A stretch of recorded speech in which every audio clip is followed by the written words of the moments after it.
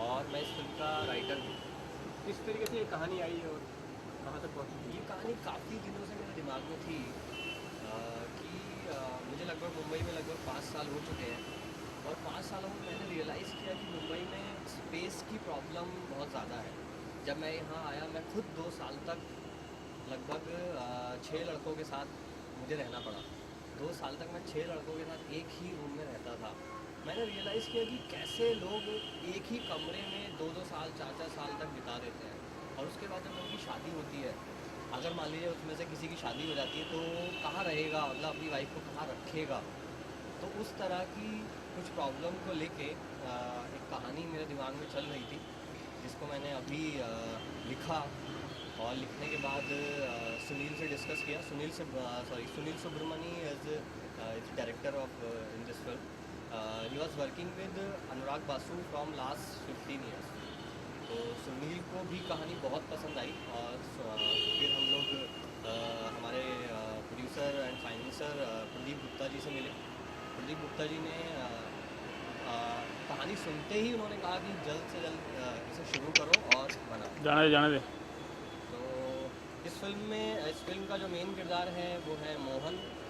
Mohan is a character name Mohan, and वो बरेली से मुंबई आता है, और मुंबई आने के बाद उसकी लाइफ में जो प्रॉब्लम्स शुरू होती हैं, वो सारी प्रॉब्लम स्पेस से रिलेटेड हैं।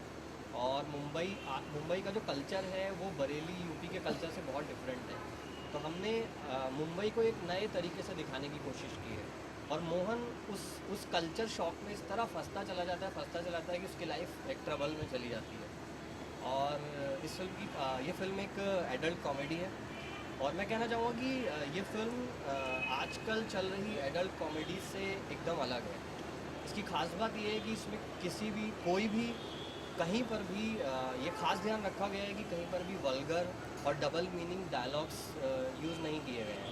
हमारी फिल्म सिचुएशनली आगे बढ़ती है, आपको हंसाती है, गुदगुदाती है, और थोड़ा इमोशनल भी कर जाती है।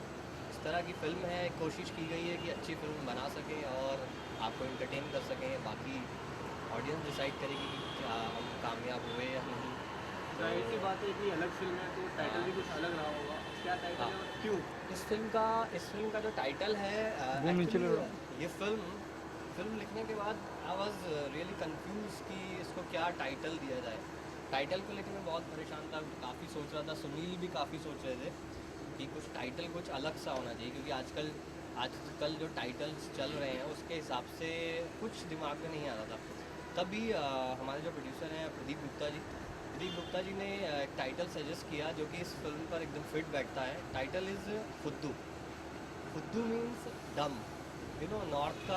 नॉर्थ में ये वर्ड बहुत ही कॉमन यूज़ किया जाता है, दिल्ली यूपी साइड में फुद्दू।